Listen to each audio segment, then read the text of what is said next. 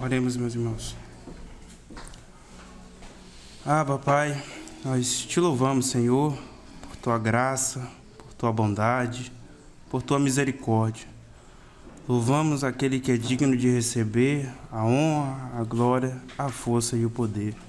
Te agradecemos, Senhor, por este privilégio de mais uma manhã estarmos aqui reunidos para adorar ao Senhor, para meditar na tua palavra, para aprender mais de ti, Senhor, para cumprir a tua palavra que diz: crescei na graça e no conhecimento do Senhor Jesus Cristo. Suplicamos, Espírito Santo, pela tua presença, suplicamos pela iluminação. Foi o Senhor que inspirou as Sagradas Escrituras, de Gênesis a Apocalipse. É a revelação completa do Senhor, harmônica, inerrante, infalível, e é por meio dela que nós nos alimentamos, Senhor. Que nessa escola, esta manhã, possamos aprender mais de Ti, saímos daqui conhecedores da Tua palavra, de quem o Senhor é, saímos daqui, ó Pai, confrontados e alimentados pela Tua palavra, encorajados a glorificar e amar ao Senhor.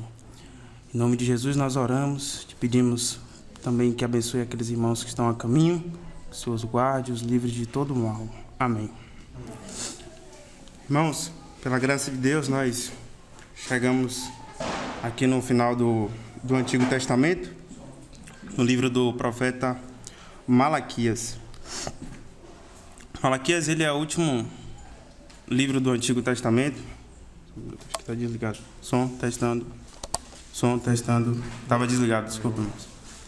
Malaquias, ele é o último livro do Antigo Testamento. E o significado do nome Malaquias é meu mensageiro. Nós não sabemos, irmãos, informações nenhuma a respeito de quem foi esse profeta, de onde ele veio, quais eram os propósitos dele. Diferente, meus irmãos, dos outros profetas, o Malaquias ele não se apresenta. Se os irmãos abrirem, por exemplo, em Isaías, capítulo 1, versículo 1, logo no versículo 1, Isaías diz: visão de Isaías, filho de Amós. Mas com Malaquias não. Malaquias faz igual a Abacuque. Também tive a oportunidade de ensinar os irmãos em Abacuque. Abacuque já começa direto com sentença do Senhor revelada ao profeta Abacuque. Ele simplesmente se apresenta com a sentença.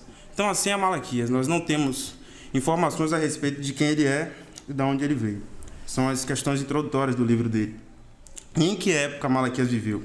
Malaquias ele foi contemporâneo de Esdras e Neemias, na época do retorno ao exílio da Babilônia, né? Quando os irmãos lembram que teve o cativeiro babilônico, que eles ficaram lá durante muitos anos no exílio babilônico. Só que durante o tempo a Babilônia começou a cair, Nabucodonosor perdeu o império dele e a Pérsia, né? Ciro conquistou a Babilônia e havia também dominado Israel. Então Malaquias viveu nessa época, na época do Império Persa, já no retorno do exílio babilônico. Quando que o livro de Malaquias foi escrito, né, as revelações, por assim dizer, os oráculos que ele recebeu? Por volta ali do ano 430 a 420 a.C. O livro de Malaquias, como eu falei, é o último do Antigo Testamento. E a última palavra do livro de Malaquias, qual é, você sabe? Maldição, né? Então, é um livro que termina com maldição. O Antigo Testamento termina desse modo. Curioso, né? Então, os irmãos sabem que toda história ela começa com um bom cenário, com um contexto claro, né? Então, vamos observar um pouco, brevemente, o Antigo Testamento, contextualizar o livro de Malaquias, que já está no final do Antigo Testamento. Vamos, ao início, contextualizar o que aconteceu durante todo o Antigo Testamento para a gente chegar até aqui, no final, nessa profecia de Malaquias. Então, os irmãos sabem que desde a saída do Egito, a idolatria acompanhou os hebreus, né? E mesmo depois, Deus fazendo tudo aquilo com Faraó, com Moisés, abrindo o mar vermelho no meio, a gente vê também Deus levantando Josué para poder dar continuidade aos ensinos de Moisés e tudo mais. O povo continuou na idolatria. Percebemos isso através do livro de Juízes, né? O povo não fazia o que era reto diante do Senhor. Então o Senhor advertira ao povo que se eles se entregassem à adoração de Deus, os pagãos, o Senhor iria se afastar deles. E o resultado desse afastamento de Deus, né, a glória do Senhor saindo do templo, seria corrupção moral, espiritual, doenças, carestia, esterilidade e invasão de inimigos. Foi o que aconteceu com eles. Durante vários anos, Deus vem levantando, então, os seus profetas, conclamando o povo ao arrependimento. Jeremias, Isaías, Ezequiel, todos esses profetas foram levantados para conclamar o povo, se arrependam, né? O juízo de Deus está vindo. Mas o coração de Israel foi designado, desfigurado, por assim dizer, pela idolatria. Os povos que os circundavam ali ao redor eram muito idólatras, né? Desde os egípcios, os cananeus, os jebuseus, os heveus. No livro de Deuteronômio, Moisés descreve melhor, né, quais são os povos que estão ali ao redor deles. E Moisés alerta o tempo todo, ó, não se misturem com esses povos, lembre do Senhor teu Deus, né? Ao levantar, ao deitar, ao dormir, ensine aos seus filhos. Ame o Senhor de todo o teu coração. Mas eles continuaram na idolatria. Assim Deus cumpriu a sua palavra e se afastou de Israel, né?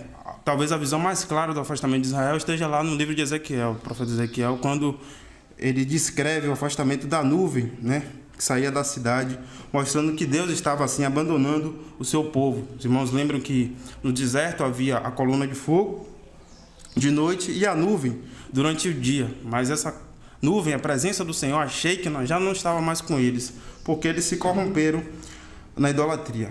Pouco tempo depois, né, desse tempo aqui, um pouco antes desse tempo aqui de Malaquias, Nabucodonosor ele cercou Jerusalém, invadiu a cidade, milhares foram mortos, o templo foi destruído, a cidade foi incendiada e outros tantos milhares foram levados cativos para a Babilônia. A gente vê isso, por exemplo, no livro de Daniel. No entanto, Deus não abandonaria o seu povo, né? Contra disso, ele levantou os profetas. Ele não abandonou o povo para sempre. As promessas que ele fez para Abraão, para os patriarcas, Abraão, Isaque e Jacó, que incluíam a terra, descendente, uma nação forte, o ser bênção para todos os povos, né? Em ti serão benditas todas as famílias da terra. Essas promessas, meus irmãos, são incondicionais. Deus não se esqueceu dessas promessas. Então, lendo os profetas, nós percebemos isso. Percebemos que os mesmos profetas que anunciam o juízo do Senhor, eles também anunciam que Deus há de cumprir as suas promessas. Deus há de restaurar o seu povo. A gente vê lá Jeremias, por exemplo, o vale de ossos secos, né, descrito lá em Ezequiel. Deus prometendo que vai vivificar aqueles ossos secos, né? Deus prometendo que vai revitalizá-los. Então, 70 anos depois do cativeiro, os judeus retornaram para a terra prometida, que aqui é o tempo de Malaquias, já esse retorno depois do cativeiro.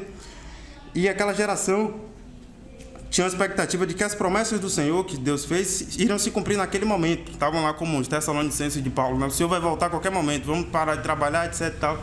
Então Deus vai cumprir as suas promessas já de imediato. Mas isso não ocorreu. Vimos que o templo era pequeno, o território era minúsculo, não havia descendente de Davi sentado no trono. Na verdade, havia muitos inimigos ao redor, né? A Pérsia, os outros povos.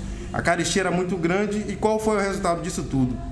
Um completo desânimo do povo de Israel, né? Eles viram que a glória do Senhor já não estava mais no templo, aquele templo glorioso de Salomão, grande, enorme, tudo brilhando, tudo de ouro, já não havia mais.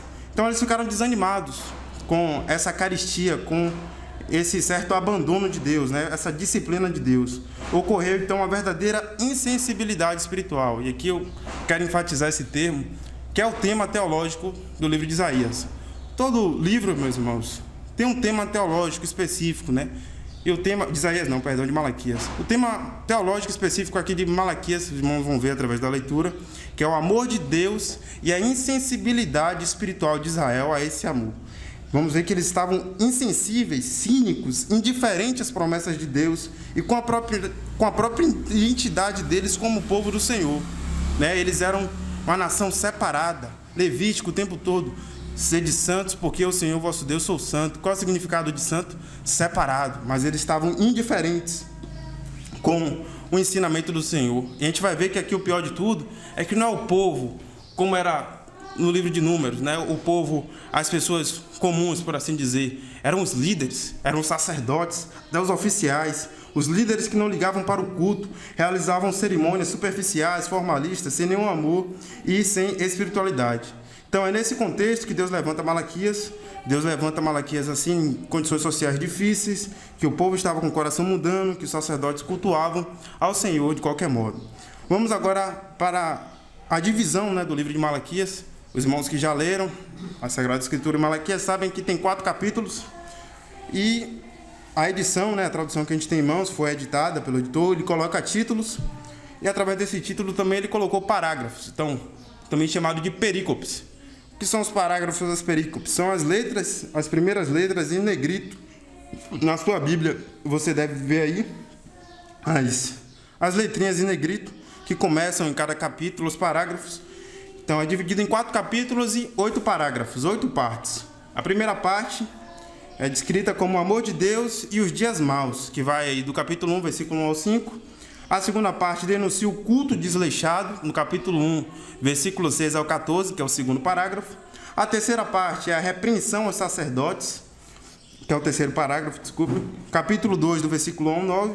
A quarta parte, o quarto parágrafo, a advertência contra a infidelidade conjugal, do versículo 10 ao 16. Quinto parágrafo vem a justiça de Deus, versículo 17 do capítulo 2 até o versículo 5 do capítulo 3. A sexta parte é a infidelidade nos dízimos das ofertas, que vai do versículo 6 ao versículo 12 do capítulo 3. A sétima parte vem um contraste entre o piedoso e o perverso, já no final aí, no capítulo 3, versículo 13 ao 18. E, por fim, a vinda do Senhor, que é todo o capítulo 4. Como falei, o tema teológico é o amor de Deus, a insensibilidade espiritual. Nós vamos agora adentrar no livro de Malaquias, vamos ler aqui alguns versículos do livro, e trazer algumas meditações acerca da profecia dele. Então vamos lá ao versículo 1, capítulo 1. Sentença pronunciada pelo Senhor contra Israel, por intermédio de Malaquias. Então, o livro começa com essa palavra, sentença. Falei para os irmãos, Isaías começa, visão do profeta Isaías, filho de Amós. Isaías começa com a visão. Malaquias ele começa com a sentença. E os irmãos sabem qual é o significado da palavra sentença? Então, sentença, em outras traduções, né, que é corrigida fiel, se alguém tiver em mãos aí, ela vai trazer peso.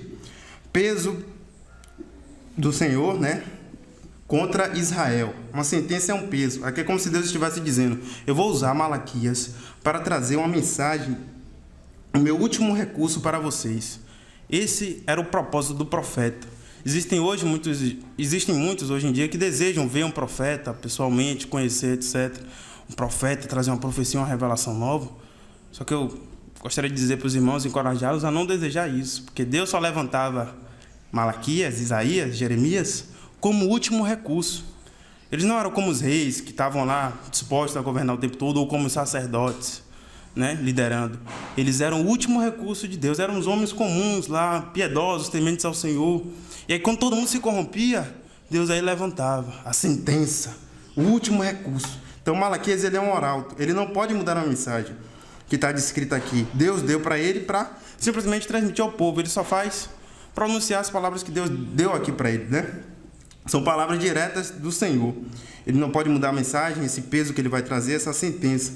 E isto é muito ruim para a nação, meus irmãos. Ter o levantamento de um profeta não significa ser bênção para eles, não significa que eles estavam sendo abençoados, né? Significava que estava vindo uma resposta, uma sentença muito grande do Senhor, uma advertência muito grande. E o profeta, meus irmãos, ele é diferente do sacerdote. O sacerdote, a gente vê lá no livro de Levítico, né? Através da família de Levi, da descendência de Levi, ele tinha que se consagrar. Havia uma escola, por assim dizer, de sacerdotes, um seminário de sacerdotes, toda uma preparação para os sacerdotes. Eles tinham uma formação específica, uma vestimenta específica, tudo ordenado por Deus, que está lá no livro de Levítico. Mas o profeta não, como eu falei, é um homem comum, temente a Deus, levantado para trazer o juízo. Aí o versículo 2, ele diz, a sentença, né? Qual que é essa sentença pronunciada pelo Senhor? Eu vos tenho amado, diz o Senhor, mas vós dizeis, em que nos tens amado? Não foi Esaú, irmão de Jacó? Disse o Senhor, todavia amei a Jacó. Então, qual que é a sentença aqui, meus irmãos? Contra quem é essa sentença? No versículo 1 ele diz, a sentença contra Israel. E qual é a sentença? É uma sentença de amor, irônico, né? A sentença de Deus, eu vos tenho amado. Então a gente vê já no versículo 1 que ele diz que é contra Israel. Já que é contra Israel, a gente pode fechar a Bíblia aqui, parar de ler e acabou. A sentença Deus falou no versículo 1 que é contra Israel. Nós não somos o povo de Israel, correto? De modo nenhum, né? A gente sabe que tudo quanto foi escrito, Paulo fala lá em Romanos capítulo 15, versículo 4, tudo quanto outrora foi escrito para o nosso ensino é que foi escrito. Então a sentença é contra Israel, mas é totalmente oportuna para nós. A Bíblia é útil de Gênesis a Apocalipse. Paulo diz isso, tudo que quanto a autora foi escrito foi para o nosso ensino, para a nossa consolação através das Escrituras. Então vamos ver essa sentença de amor, por assim dizer, do Senhor. Eu vos tenho amado, diz o Senhor, mas vós dizeis em que nos tem amado, né? Aqui a gente vê tanto o amor de Deus e o cinismo do povo, essa insensibilidade espiritual. Vejam só, Deus dizendo, fazendo uma declaração de amor, né? Imagine você fazendo uma declaração de amor do seu cônjuge e ele fala assim, você tem me amado em quê? Não estou vendo o seu amor em nada. Parece que ele está cego, né? E aqui é o que acontece com o povo de Israel. A gente sabe, meus irmãos, que o amor de Deus, né? Parece que eles tiveram aqui um Alzheimer. A gente sabe que o amor de Deus começa com eles desde os patriarcas. Deus começou lá desde Abraão, a eleição de Abraão, o chamado à aliança, de formar uma nação, de separar um povo, de conceder uma terra. Eles receberam leis, eles foram totalmente privilegiados. Deus, de fato, os amou, mas eles questionam. Essa é a resposta deles. Eles não reagiram com alegria. Durante todo esse amor de Deus tirá-los da escravidão do Egito, de fazer tudo, de separá-los, eles questionam, em que nos tem amado? Não foi Esaú, irmão de Jacó? Então, eles estavam endurecidos, eles se esqueceram de tudo isso, né? Como se fosse um câncer corroendo ali a mente deles, a memória deles. Eles estavam medindo o amor de Deus pelas circunstâncias ali do momento. Infelizmente, nos nossos tempos, muitos fazem isso, né? Eles medem o amor de Deus através desse termômetro das circunstâncias. A gente olha para a nossa vida, a nossa situação financeira, a nossa situação de saúde, as enfermidades, o trabalho, o governo, a política. Muitas vezes vem aquela voz da incredulidade. Em que nos tem amado, Senhor? Será que Deus me ama mesmo? Olha a minha circunstância aqui de vida. Então a sentença contra Israel, meus irmãos, mas é totalmente oportuna para nós. Muitas vezes nós nos pegamos, né? Questionando esse amor de Deus. Em que nos tem amado?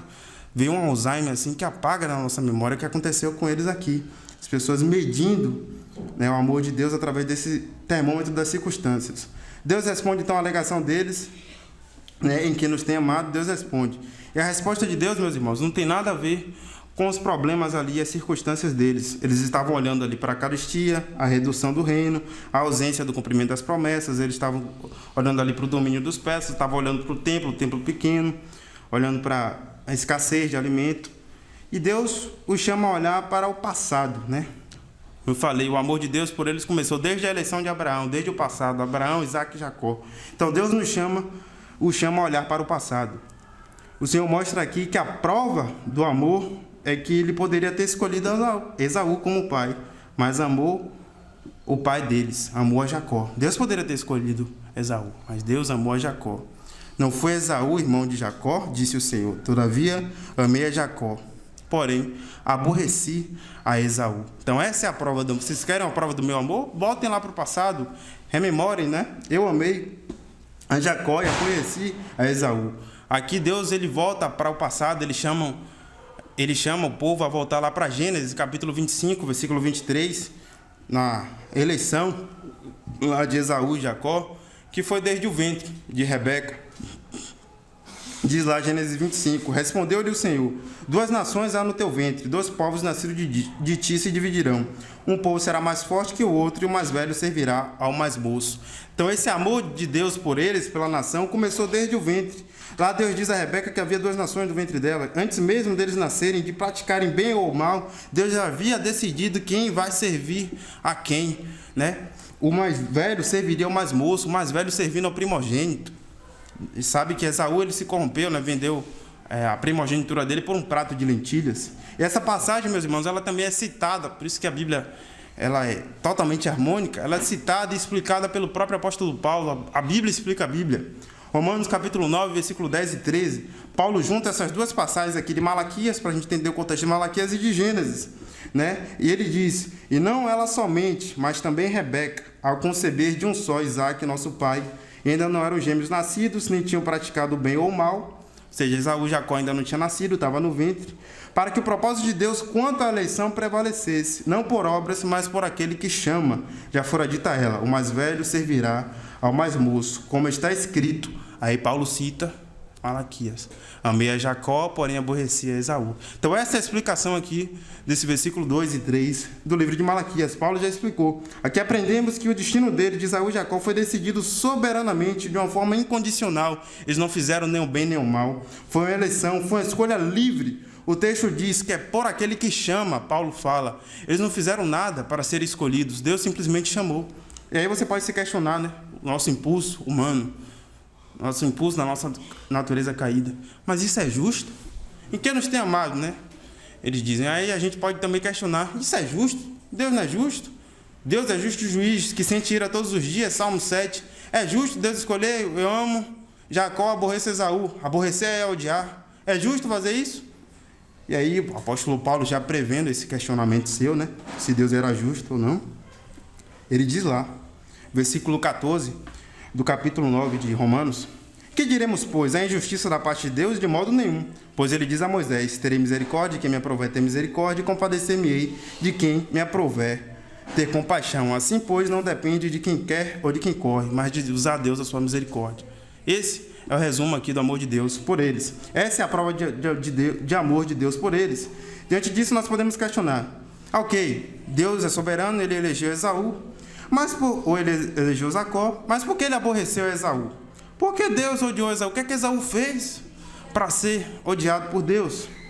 Então lembrem, meus irmãos, que no livro de Gênesis, como eu falei aqui, Esaú vendeu sua primogenitura para Jacó, e por conta disso, ele acabou perdendo a bênção do seu pai, do patriarca Isaac, né? A bênção é passada pela hierarquia. Isso refletiu no futuro. Edom, né, que no caso são os descendentes de Esaú, se tornou uma nação cruel, uma nação corrompida, idólatra com Israel. Nos dias que os babilônicos invadiram Jerusalém. Está lá no livro de Obadias, capítulo 1, versículo 10 e 11. Vou citar aqui rapidamente, os irmãos não podem abrir, só para a gente compreender esse contexto todo aqui do livro de Isaías, ou de Malaquias. Obadias, capítulo 1, versículo 10 e 11. Por causa da violência feita a teu irmão Jacó, cobriste-á vergonha e serás exterminado para sempre. Ou seja, violência contra o teu irmão Jacó. Quem foi que praticou a violência? Esaú, Edom, né, os descendentes dele. No dia em que, olha o que eles fizeram, versículo 11 de Obadias: no dia em que, estando tu presente, estranhos lhe levaram os bens, e estrangeiros lhe entraram pelas portas e deitaram sorte sobre Jerusalém. Tu mesmo era um deles. Então, no dia lá que os babilônios, os estrangeiros, foram invadir Jerusalém, eles apoiaram. Eles não defenderam os irmãos deles, eles apoiaram, eles não fizeram nada para poder ajudar.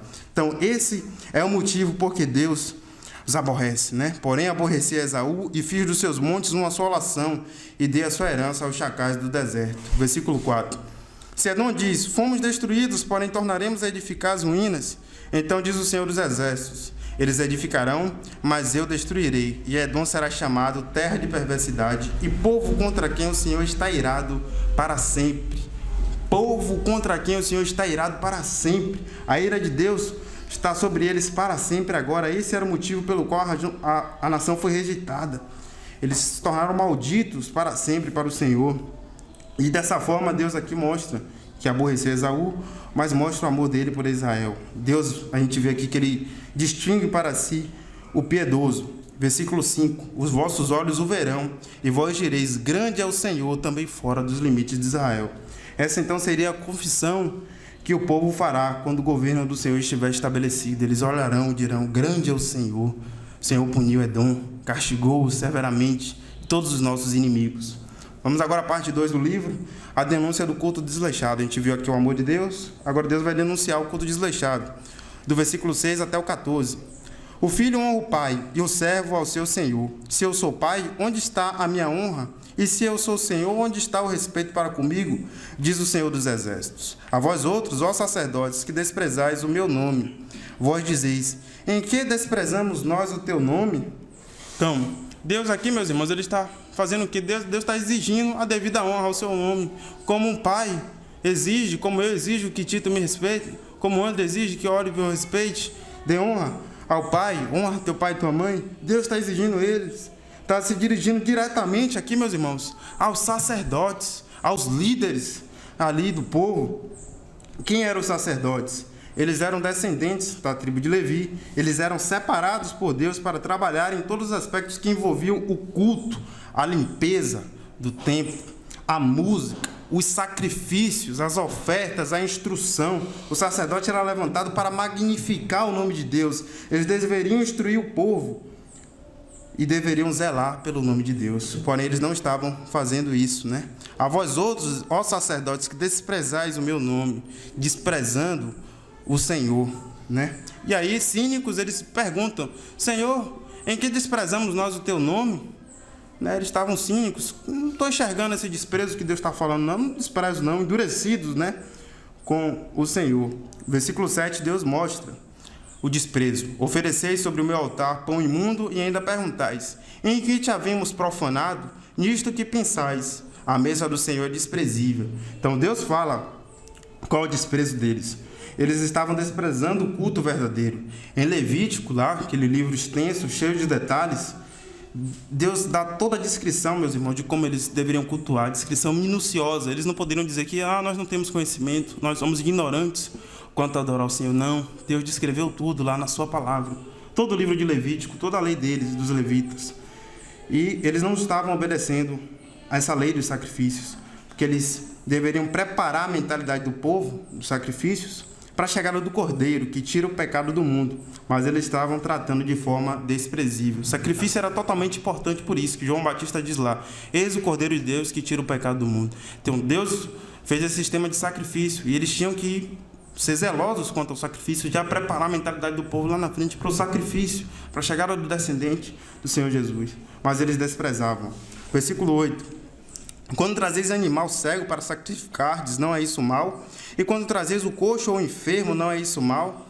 Ora, apresenta-o ao teu governador. Acaso terá ele agrado em ti e te será favorável? Diz o Senhor dos Exércitos. Deus aqui está demonstrando severamente: o Senhor é grandioso e não aceitaria de modo nenhum os animais impuros, esses sacrifícios vazios, sem amor. Pensem, irmãos, se um governador humano, né, que não é santo, que não é separado, não aceitaria tal oferta, quanto mais Deus, o Eterno, né? Reflita também sobre isso. Será que o seu patrão aceitaria o amor, a disciplina, o tempo que você dedica a ele, ou que você dedica ao Senhor? Muitas vezes não. Muitas vezes priorizamos o que é errado. Versículo 9. Agora, pois, suplicai o favor de Deus, que nos conceda a sua graça, mas com tais ofertas nas vossas mãos, aceitará ele a vossa pessoa, diz o Senhor dos Exércitos. Então, novamente, aqui a hipocrisia deles é exposta. Com tais ofertas em vossas mãos, aceitará ele a vossa pessoa? Deus não aceitaria isso de modo nenhum. Eles queriam oferecer ofertas imundas e fazer orações piedosas.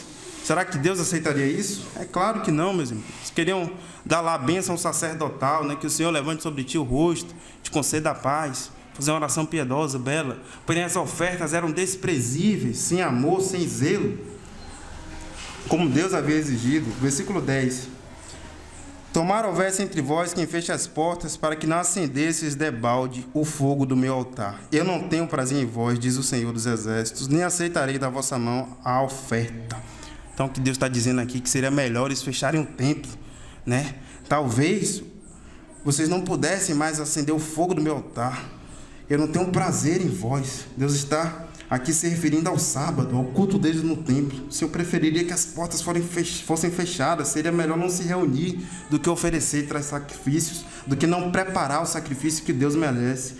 Sacrifícios imundos. Deus zela pelo culto que é oferecido a Ele. A gente possa refletir isso ao vir cultuar o Senhor. Se preparar para cultuar a Deus. Ele não aceita culto com desleixo. Versículo 11. Mas desde o nascente do sol até o poente é grande entre as nações o meu nome. E em todo lugar lhe é queimado incenso e trazidas ofertas puras, porque meu nome é grande entre as nações, diz o Senhor dos Exércitos. Versículo belíssimo, meus irmãos. Todas as nações adorarão, todos. Aqui é uma profecia com respeito ao futuro. Eles estavam oferecendo esse sacrifício imundo ao Senhor, mas a gente sabe lá em Ezequiel, capítulo 40, 43 em diante, no reino messiânico, esses sacrifícios voltarão a ser oferecidos, como a gente faz a celebração da ceia aqui como igreja, eles voltarão a fazer o sacrifício deles como um memorial, assim como a gente faz. E os sacrifícios voltarão a ser estabelecidos, Deus disse. Mas desde o nascente do sol até o poente é grande entre as nações o meu nome, e em todo lugar lhe é queimado incenso e trazidas ofertas puras, porque o meu nome é grande entre as nações. Então toda língua confessará, todo joelho se dobrará, e dirá que Jesus Cristo é o Senhor. O nome de Deus vai ser grande entre todas as nações no reino messiânico que virá. Versículo 12. Mas vós o profanais quando dizeis: a mesa do Senhor é imunda, e o que nela se oferece, isto é, a sua comida, é desprezível. E dizeis ainda: que canseira, e me desprezais, diz o Senhor dos Exércitos. Vós ofereceis o dilacerado, e o coxo, e o enfermo, assim fazeis a oferta. Aceitaria eu isso da vossa mão, diz o Senhor? Que acusação, meus irmãos. Deus repete de novo: o desleixo. Eu vou aceitar isso da vossa mão? Vocês trazem o coxo, o dilacerado, o enfermo. Vocês trazem o pior, na maior hipocrisia. Vocês tendo o melhor, sem um pingo de sensibilidade espiritual, sem reverência. A imagem aqui, meus irmãos, é como se fosse um homem mesquinho. Ele tem lá sua criação, seu gado, ele tem o melhor preparado, o boi cevado, como a gente vê lá no Evangelho, né? O pai do filho pródigo estava lá com o melhor. Aí ele fica com pena. Não vou oferecer, não. Deus sonda meu coração, Deus sabe que eu amo. Deus sabe que eu vou precisar desse daqui. Eu posso oferecer o outro. Esse aqui eu posso vender mais caro e oferecer mais para o Senhor lá na frente. Eles estavam com essa mesquinharia, desprezando. E Deus diz: eu aceitaria isso da vossa mão? Não, não aceito. Versículo 14. Aí vem a acusação de Deus e a consequência.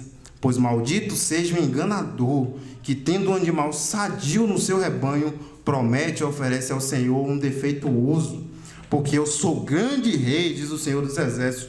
O meu nome é terrível entre as nações. O grande rei, o Senhor dos senhores. Ao Senhor pertence a terra e tudo que nela se contém. Eu criei todas as coisas, as mais belas, as mais preciosas, as mais valiosas. E vocês querem trazer esse animal imundo, essa oferenda desprezível, essa oferta, o resto? Não, maldição Deus dá, pois maldito seja o enganador. Deus os amaldiçoa, meus irmãos. Deus não aceita de nós o desprezível. Ele não quer o resto. Deus quer as primícias, a honra, porque Ele é o Rei, o Senhor. Amém.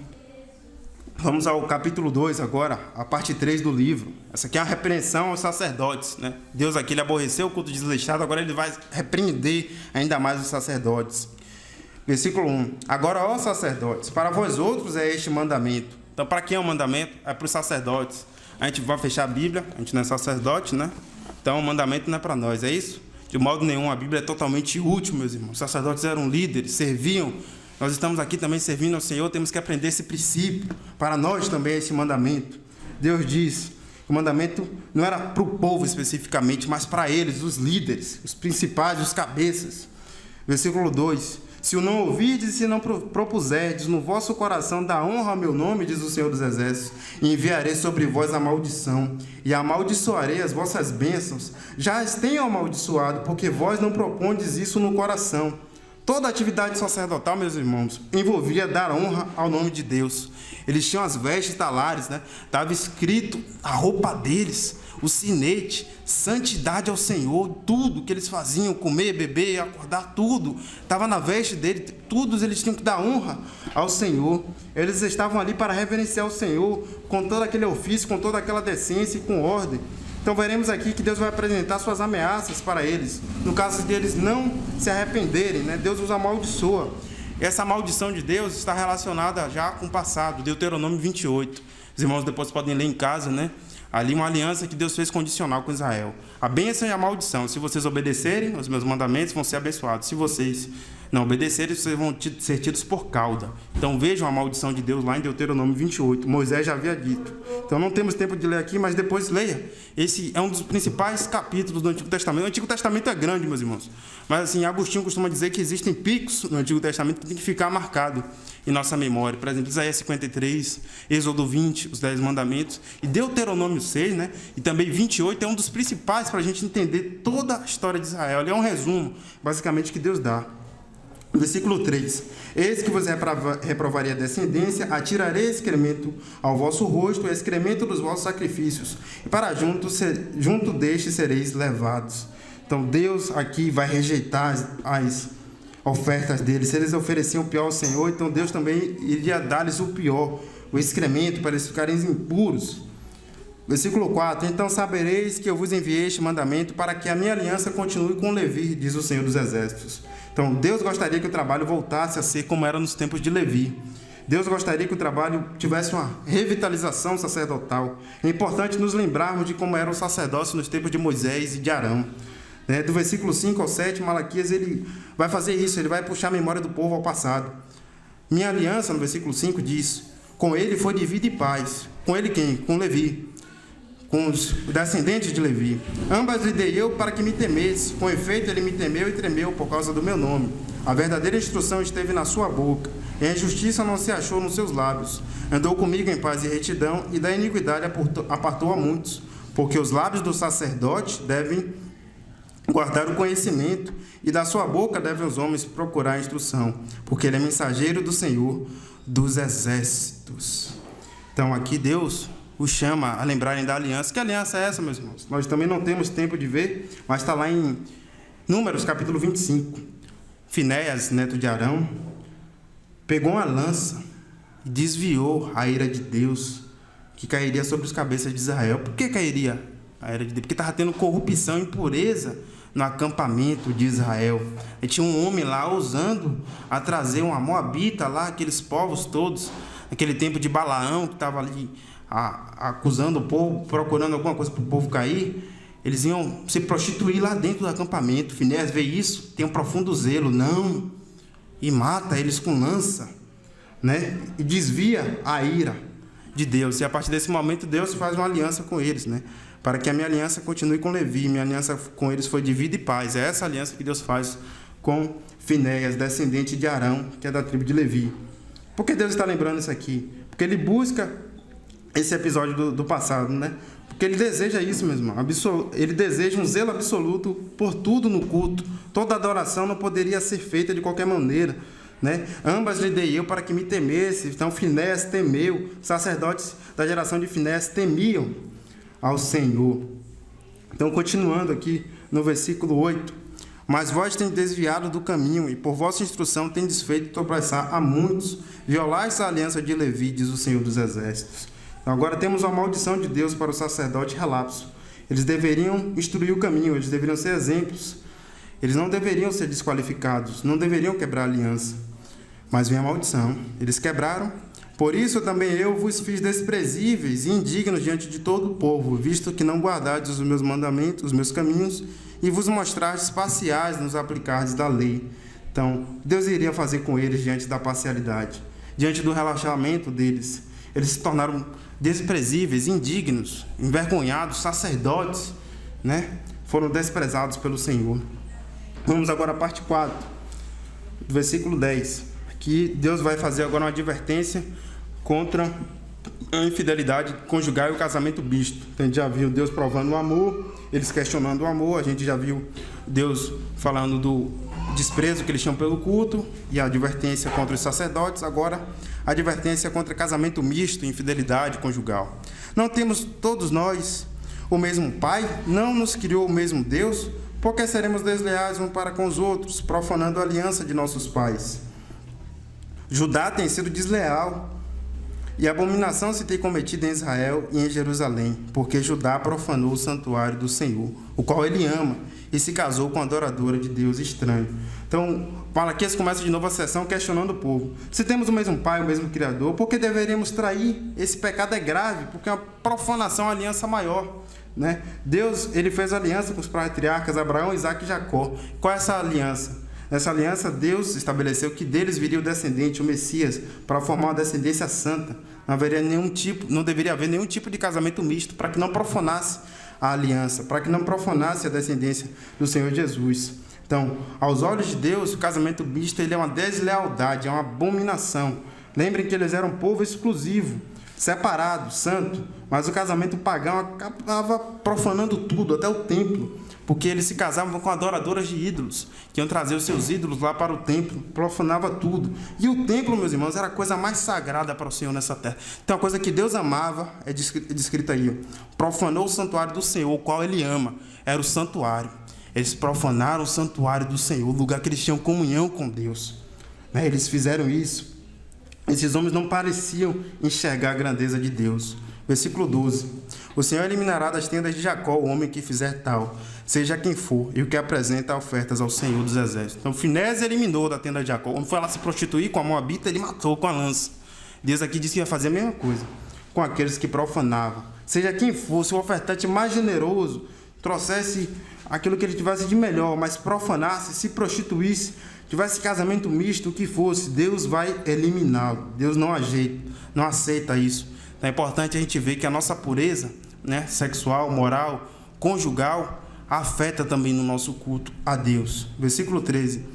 Ainda fazer isto, cobrireis o altar do Senhor de lágrimas, de choro e de gemidos, de sorte que ele já não olha para a oferta, nem aceita com prazer da vossa mão.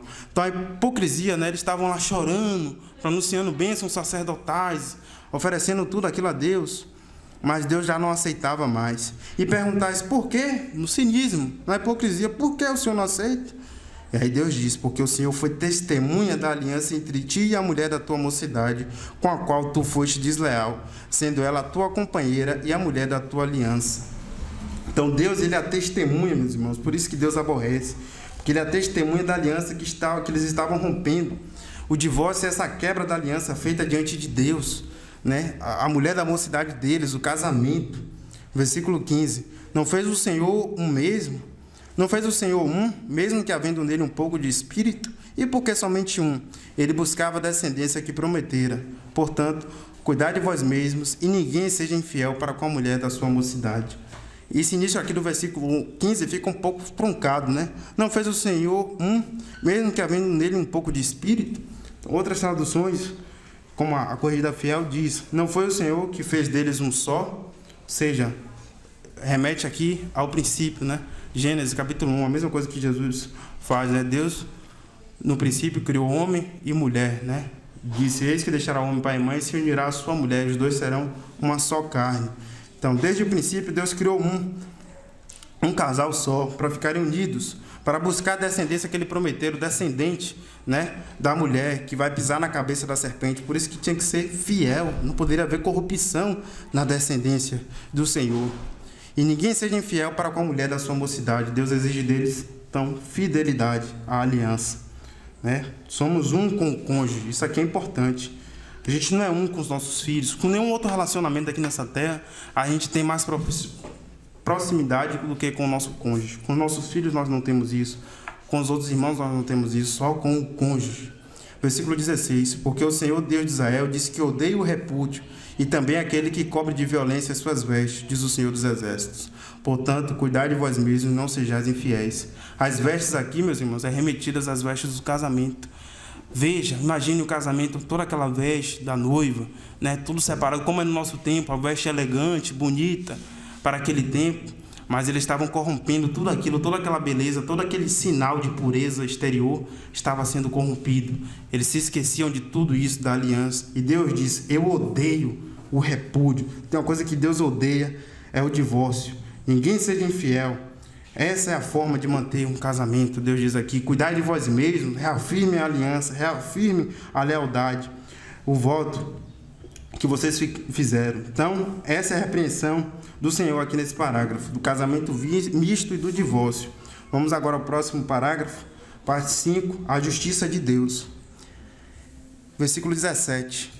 Enfadais o Senhor com vossas palavras e ainda dizeis, em que o enfadamos? Nisto que pensais, qualquer que faz o mal passa por bom aos olhos do Senhor, e desses é que ele se agrada. Ou, onde está o Deus do juízo? Meus irmãos, sabe qual é o enfado que eles estavam fazendo aqui, o Senhor Deus? A palavra enfadar significa aborrecer. O enfado aqui, eles estavam olhando, os ímpios prosperando e dizendo, Deus é injusto. Onde está o Deus do juízo? Abraão falou que Deus é o juiz de toda a terra. Abraão falou que Deus vai julgar todas as coisas. Cadê o Deus do juízo? Porque os ímpios estão prosperando. E esse pensamento aborrecia o Senhor, né? Esse pensamento enfadava. Em que o enfadamos? Veja o cinismo deles novamente. Nisto que pensais, qualquer que faz o mal passa por bom aos olhos do Senhor. Então, como se Deus fosse cego para o mal, mas não abençoasse eles que estavam na teoria fazendo o bem, né? Aí Deus responde esse questionamento deles, né? Vejam o tamanho do cinismo que eles fizeram e a resposta de Deus. Eis que eu envio o meu mensageiro, que preparará o caminho diante de mim. De repente virá ao seu templo o Senhor, a quem vós buscais, o anjo da aliança, a quem vós desejais. Eis que ele vem, diz o Senhor dos Exércitos. Então, a resposta de Deus a esse questionamento deles, né? Onde está o Deus do juízo? Está aqui no capítulo 3, do versículo 1 ao 5, Malaquias vai dizer: mas quem poderá suportar o dia da sua vinda? E quem poderá subsistir quando ele aparecer? Porque ele é como o fogo do ourives e como a potassa dos lavandeiros.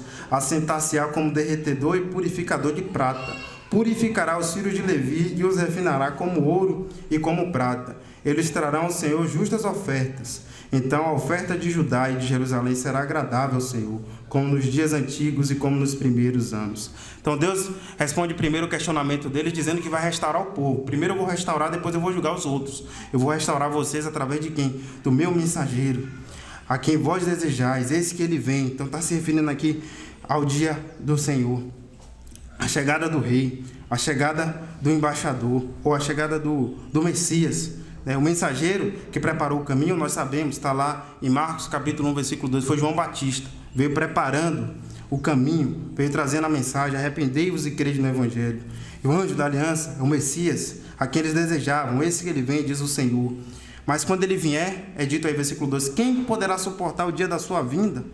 Porque ele vai vir para purificar os sacerdotes.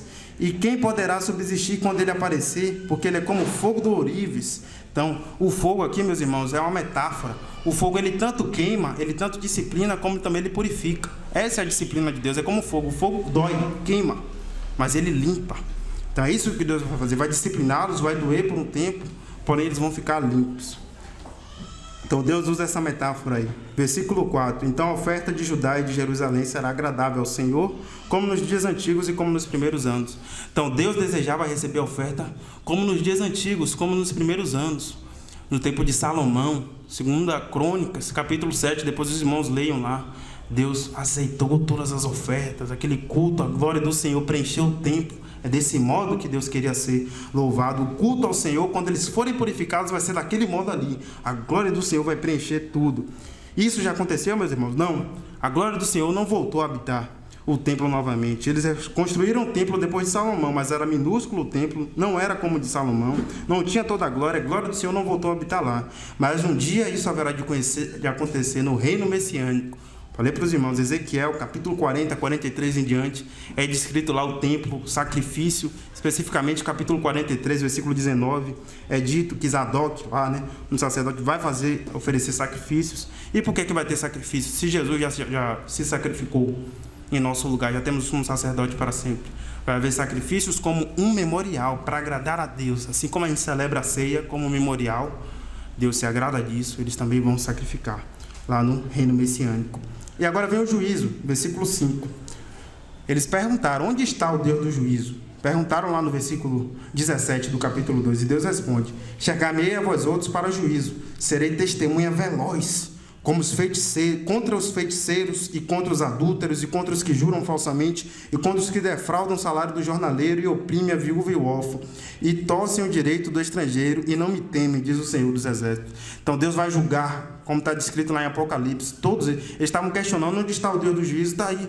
Deus diz: vou ser testemunha veloz contra os feiticeiros, contra todo tipo de feitiçaria, seja horóscopo, seja ocultismo, seja candomblecismo, o que for. Deus vai julgar todo tipo de adultério, de lascívia, de pornografia, de prostituição, os que juram falsamente as meias verdades, os que são injustos, como está lá em Tiago também, defraudam o salário do jornaleiro. Deus odeia, meus irmãos, aqueles que oprimem as classes sociais mais fracas, como era naquele tempo o órfão e a viúva. Deus odeia, ele repudia isso, e ele vai julgar aquele que oprime as classes sociais mais fracas. O estrangeiro, né? Então aquele ultranacionalismo também, Deus odeia isso, né? Torcem o direito do estrangeiro, então eles deveriam receber bem os estrangeiros. E aqueles que não temem ao Senhor, diz aí, e não me temem, diz o Senhor dos Exércitos. Então quem não teme ao Senhor será julgado. Deus vai fazer isso. Aí está a resposta do Senhor. Parte final 6, 7 e 8. Versículo 6. Porque eu, Senhor, não mudo. Por isso, vós, ó filhos de Jacó, não sois consumidos. Desde o dia de vossos pais, vos desviastes dos meus estatutos e não os guardastes. Tornai-vos para mim, e eu me tornarei para vós outros, diz o Senhor dos Exércitos. Mas vós dizeis, em que havemos de tornar? Então aqui, nessa parte 6, Deus vai falar da infidelidade deles, não mais conjugal, como eles estavam fazendo, porém agora Deus vai falar da infidelidade nos dízimos e nas ofertas, né?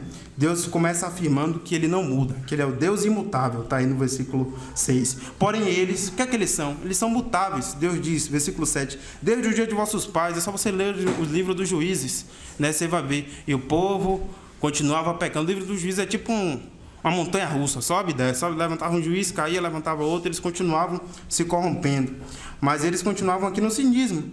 Em que havemos de tornar? Em que havemos de nos arrepender? Né? Eles estavam questionando, nós temos que nos arrepender, se arrepender de quê? Versículo 8, Deus diz, roubará o homem a Deus?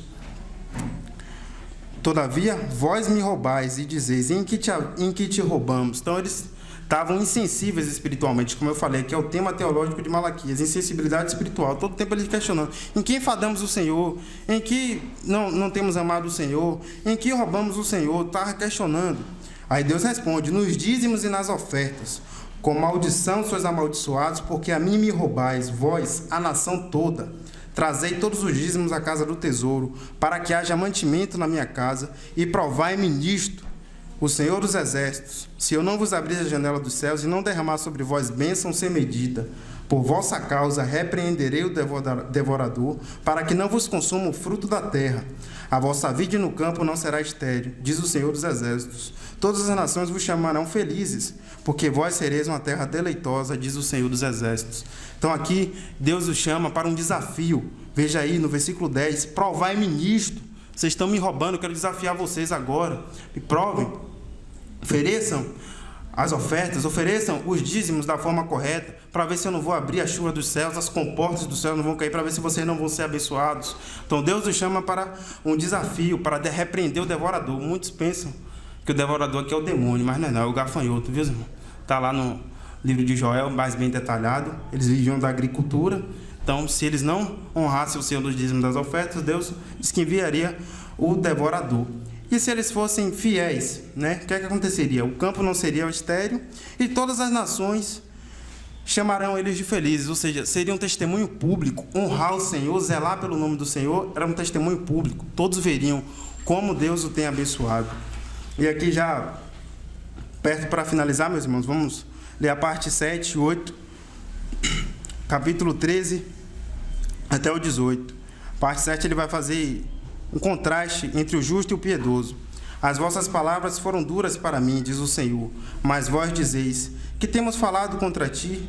Vós dizeis, inútil é servir a Deus, que nos aproveitou termos cuidado em guardar os seus preceitos e andar de luto diante do Senhor dos Exércitos? Ora, pois nós reputamos por felizes os soberbos, também os que cometem impiedade prosperam. Sim, eles tentam ao Senhor e escapam. Então, os que temiam o Senhor falavam uns aos outros. O Senhor atentava e ouvia. Havia um memorial descrito diante deles, para que temessem ao Senhor, e para que se lembrem do seu nome. Eles serão para mim particular tesouro, naquele dia que prepararei, diz o Senhor dos Exércitos. Poupá-los-ei como um homem poupa o seu filho a quem serve. Então vereis outra vez a diferença entre o justo e o perverso, entre o que serve a Deus e o que não serve. Então aqui, nessa parte 7 do livro, Malaquias, Deus mostra para eles que o Deus do juízo existe, que Deus vai fazer a distinção entre o justo e o perverso. Eles estavam com a mentalidade mundana. Inútil é servir a Deus, que nos aproveitou termos cuidado disso. Eles estavam olhando para as circunstâncias, o templo pequeno, a Eucaristia e tudo mais. Eles estavam igual a Asaf no Salmo 73. Você que já leu o Salmo 73, você lembra lá de Asaf, olhando a prosperidade dos maus e questionando a Deus o seu amor. Mas Deus disse que será fiel aos que o temem, ao remanescente. Então os que temiam o Senhor falavam uns aos outros. O Senhor atentava e ouvia. Haverá um memorial, é dito aí, escrito diante dele, para os que temem ao Senhor. Então os que são fiéis ao Senhor, independente das circunstâncias, serão honrados pelo Senhor. Serão um particular tesouro naquele dia que o Senhor preparou. Salmo 43, 4, versículo 3 é dito que o Senhor distingue para si o piedoso. E a parte final, meus irmãos, aí do livro de Malaquias, que termina com a maldição, com o dia do juízo. Então, falei no início que o Antigo Testamento termina com maldição. E aí, no capítulo 4, Deus vai descrever aqui um tema escatológico, que é a vinda do Senhor, a prosperidade dos justos e o juízo dos maus. Pois eis que vem o dia e arde como fornalha. Todos os soberbos e todos os que cometem perversidade serão como um restolho. O dia em que vem os abrasará, diz o Senhor dos Exércitos, de sorte que não lhes deixará nem raiz nem ramo. Mas para vós outros, que temeis o meu nome, nascerá o sol da justiça, trazendo salvação nas suas asas. Saireis e salteareis como bezerros soltos da estrebaria. Pisareis os perversos, porque se farão cinzas debaixo das plantas de vossos pés, naquele dia que preparei, diz o Senhor dos Exércitos. Lembrai-vos da lei de Moisés, meu servo, a qual lhes prescrevi em Horebe para todo Israel, a saber, estatutos e juízos. Eis que eu vos enviarei o profeta Elias, antes que venha o grande e terrível dia do Senhor. Ele converterá o coração dos pais aos filhos e o coração dos filhos a seus pais, para que eu não venha e fira a terra com maldição. Então aqui o dia do Senhor vem e arde como fornalha. Eles vão ser queimados, os ímpios, como restolho. Eles vão ser jogados na brasa, os abrasará. Mas para vós outros, ou seja, para o remanescente, aqueles que temem, aqueles que creem no Senhor, o dia será brilhoso, nascerá o sol da justiça, será como aquele animal que estava preso e é solto para pular no campo, é descrito aí, salteareis como bezerros soltos das estrebarias. E ele ainda orienta o povo a se lembrar, enquanto esse dia não chega, o que temos que fazer? Lembrai-vos da lei de Moisés, lembre-se da palavra de Deus, o juízo de Deus é vindo. Pedro vai falar lá que um dia para o Senhor é como 1000 anos e 1000 anos como um dia, que não tarda o Senhor a sua promessa, o dia dele virá, o juízo virá. E ele diz também, eu vos enviarei o profeta Elias, antes que venha o grande e terrível dia do Senhor. A gente sabe lá que João Batista, ele foi um tipo de Elias, né? Ele precedeu como embaixador a chegada do rei. Um rei, que foi o Senhor Jesus, antes de chegar, teve o caminho preparado. Então é descrito lá em Lucas e nos outros evangelhos, em Marcos capítulo 1, em Lucas capítulo 11, versículo 17, os irmãos podem consultar depois, que questionam a João Batista se ele é Elias. Ele diz que não, mas é descrito no nascimento dele que ele veio no poder e no espírito de Elias. Ele veio como um tipo de Elias, preparando o caminho do Senhor. E o que é que acontece? Ele veio preparando, chamando para o arrependimento, para que o povo se preparasse, que é vindo o reino de Deus, para que eles não fossem amaldiçoados eternamente. Então essa é a exposição do livro de Malaquias, meus irmãos. Só para finalizar, algumas breves lições, com todo o livro exposto, todo o contexto dele de caristia e tudo mais. 2 lições aqui básicas, meus irmãos. Primeiro, é que Deus aborrece, Deus odeia aqueles que perseguem o seu povo. A ira de Deus vai cair sobre todos aqueles que perseguem o seu povo. A ira de Deus caiu sobre Edom, que estavam perseguindo os israelitas, e cairá sobre aqueles que perseguem os cristãos atualmente. Aqueles que estão perseguindo o povo lá na Uganda, no Quênia, na China, na Coreia do Sul, na Coreia do Norte, aqui no Brasil também. Deus odeia isso e vai julgá-los todos. E se você faz parte desse povo, se você não se arrependeu, se você se mantém rebelde, a ira de Deus cairá sobre você. Então se arrependa nessa manhã, se você ainda não creu, se arrependa para que não venha sobre você o juízo divino. E uma segunda lição que a gente vê aqui no livro de Isaías, ou de Malaquias, é que Deus aborrece o culto desleixado. Deus aborrece, meus irmãos, aqueles que não se preparam para cultuá-lo com decência. Culto que agrada a Deus é aquele culto de quem tem a consciência de que Deus é. Culto que agrada a Deus é aquele que ama ao Senhor. Amar ao Senhor vem antes de servir ao Senhor. Para você servir ao Senhor, você primeiro deve amá-lo, você deve priorizá-lo, você deve conhecer a Deus para cultuá-lo da forma correta. Se você não lê a Bíblia, você jamais vai cultuar o Senhor da forma correta. Não é só vir para o culto no domingo, é você ler a palavra de Deus, você se preparar à noite, no sábado, você dormir um pouco mais cedo, você acordar mais cedo no domingo pela manhã. Deus aborrecia aqueles sacrifícios oferecidos de qualquer modo. Deus também aborrece se você vem para o culto de qualquer modo, se você chega atrasado constantemente. Imprevistos acontecem, meus irmãos, mas nós sabemos também que há aqueles desleixo, e Deus aborrece isso. O culto desleixado, você está lá entoando canções ao Senhor com a mente em outro lugar, com o coração em outro lugar, você chegar mais tarde no culto, depois que já passou o tempo dos louvores, das ofertas. Deus aborrecia a oferta que estava sendo dada ali. Imagine se você não tem nem a oportunidade de ofertar, porque você já chega depois do tempo das ofertas. Então que Deus tenha misericórdia de nós, meus irmãos, que Deus tenha misericórdia de nós e nos ajude a viver tudo isso aqui descrito no livro de Malaquias. Senhor, obrigado por esse livro, pela oportunidade de fazer esse panorama através do Antigo Testamento, por encerrar, Senhor, este livro. Nós vemos, ó Pai, que o Antigo Testamento ele encerra com maldição, Mas nós sabemos, ó Deus, que o Senhor é Deus misericordioso, tardio em graça e de grande clemência. Que o Senhor enviou a Jesus Cristo, nosso Senhor e Salvador, aquele que veio para nos purificar, aquele que veio para transformar o nosso coração, que enviou o Espírito Santo, que habita em nós hoje, nesta manhã, na igreja, no corpo de Cristo.